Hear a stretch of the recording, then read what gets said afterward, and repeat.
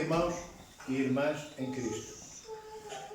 Nas palavras do Evangelho de hoje, nós ouvimos Nosso Senhor Jesus Cristo dizer a seu Pai, na oração que lhe dirige, que cuidou de todos aqueles que seu Pai, que Deus Pai, Criador, lhe deu a Ele, Cristo, Verbo encarnado, para cuidar em seu nome. E que todos salvaram, menos o filho da perdição, menos Judas, que atraiçoou o Senhor. E Cristo diz que eles, os filhos de Deus, aqueles filhos de Deus, que Deus Pai entregou a Cristo para Ele cuidar, eles escutaram as tuas palavras. Diz Cristo a Deus Pai. Pai, eles escutaram as tuas palavras.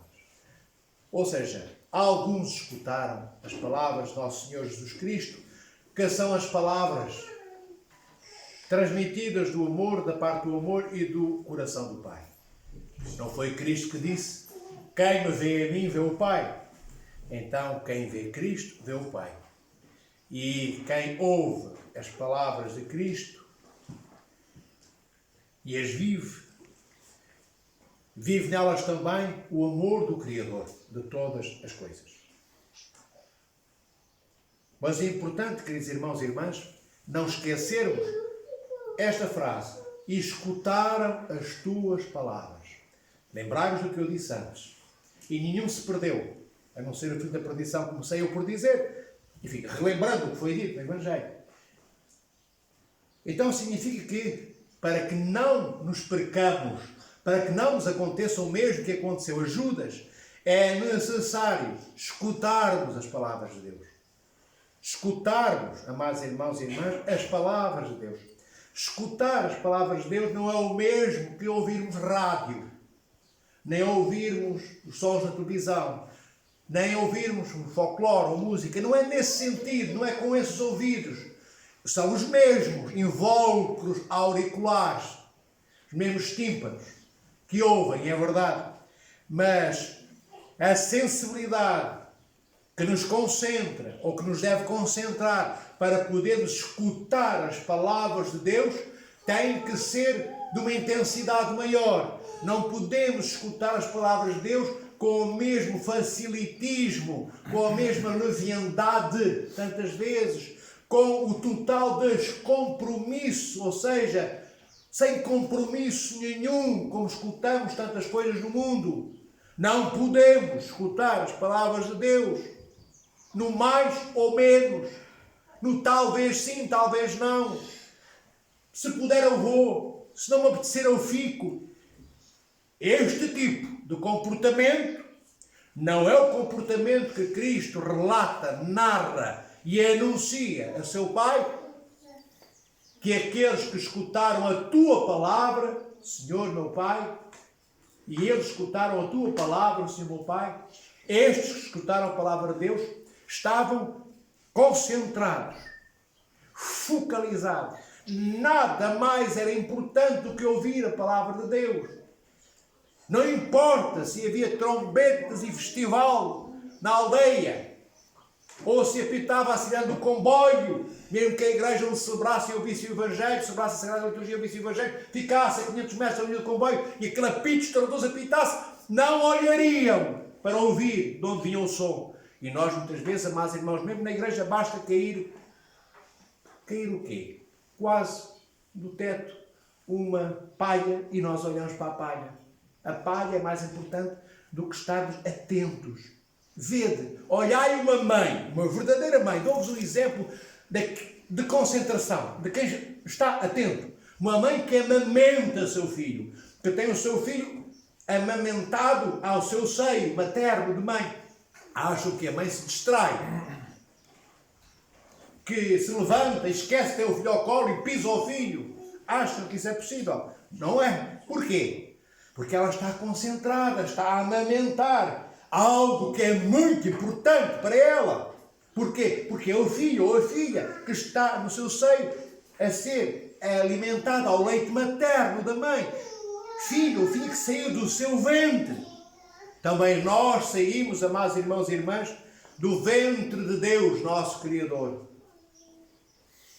Nós saímos do ventre do nosso Criador. E fomos e somos e seremos alimentados ao seu amor quando comungamos o corpo e o sangue de nosso Senhor Jesus Cristo. E quando nos conseguimos abstrair de todos os ruídos. Abstrair significa o quê? Quando conseguimos que todos os ruídos à nossa volta não sejam ruídos para nós. Quando conseguimos que todos os ruídos à nossa volta, apesar de existirem, nós somos herdeiros do silêncio, os ruídos não atropelam o silêncio que precisamos viver para escutar as palavras de Deus. Depois de conseguirmos escutar as palavras de Deus, depois de conseguirmos escutá-las, amados irmãos e irmãs, temos que pô-las em prática. E o modelo é Cristo. O modelo, o parâmetro. Quando não soubermos o que fazer da nossa vida, quando não tivermos muitas dúvidas, quando não conseguimos decidir nada, lembremos-nos, se Cristo estivesse aqui, no meu lugar, como é que eu agia? O que é que eu pensaria do meu irmão ou irmã? Ficaria eu quieto ou iria ajudar a família que precisa de mim? Estaria eu, apesar de cansado e inutilizado de vir à igreja ao domingo de manhã, porque só dormi 4 horas, podendo, depois da liturgia, dormir mais 3? Será que não era importante percebermos que o cansaço não existe para nos impedir de nos aproximarmos de Cristo. Não existe o cansaço para nos impedir de nos aproximarmos dos nossos irmãos.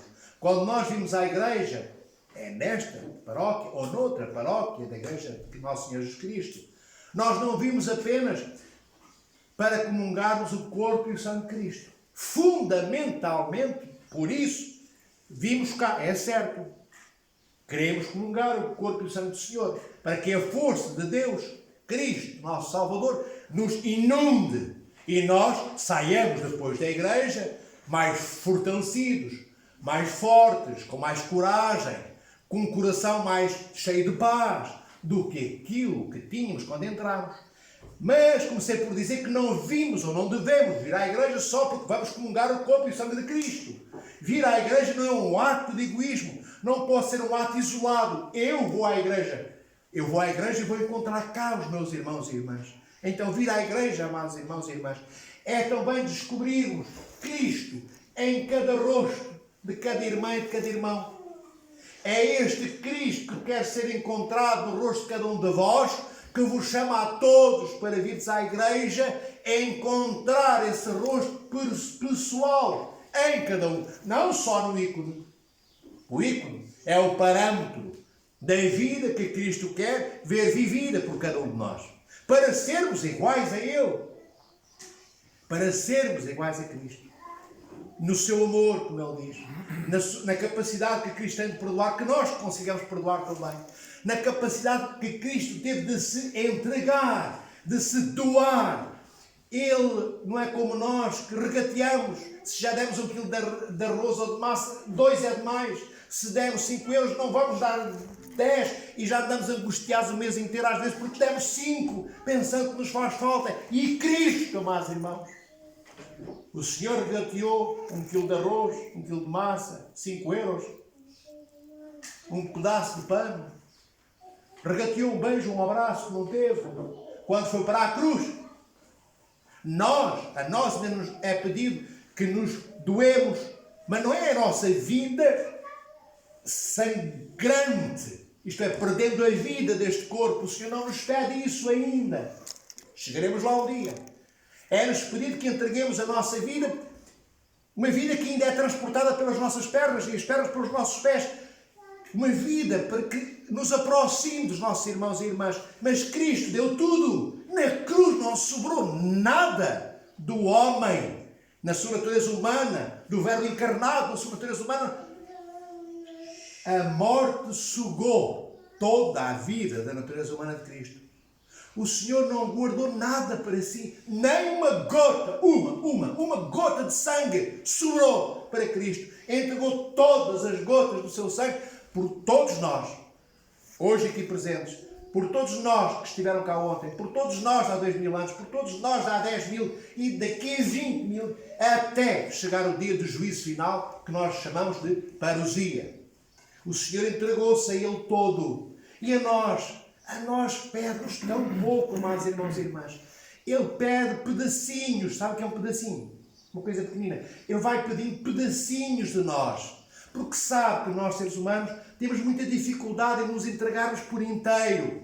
Mas pedacinho por pedacinho, um dia, se nós nos deixarmos entregar pedacinho por pedacinho, pedaço por pedaço, um dia entregamos todos os pedaços. E se entregarmos todos os pedaços, entregamos-nos todos inteiros. Como Cristo na cruz. Só que Ele foi de uma vez e nós vamos aos poucos. Mas não é mau irmos aos poucos, desde que possamos ir. Então, escutai as palavras do Senhor, nosso Pai, Deus Criador, Pai nosso, Senhor, Deus Salvador Jesus Cristo, de quem procede o Espírito Santo, que anima a nossa vida e nos permite, é o Espírito Santo, queridos irmãos e irmãs, que nos permite que doemos mais um pedacinho do que não tínhamos dado ontem, de nós e das coisas que temos também. Porque os cristos que encontramos no rosto de cada uma das nossas irmãs e irmãs, às vezes, tantas vezes, não têm comida, não têm como pagar as suas rendas, não têm um beijo na sua memória, porque o último que lhe deram foi há 20 anos atrás. Há casos assim, que não recebem um abraço há 30 anos. Então estejamos atentos também aos afetos, porque Deus é um Deus de amor. Este nosso Deus, triúnico, o Pai, o Filho e o Espírito Santo, é aquele Deus que diz pela boca do profeta Oseias ao seu povo, através da boca do profeta Oseias: eu beijo-vos com beijos de minha boca. É Deus que diz que nos beija assim. Isto quer dizer que devemos ter muito amor por todos.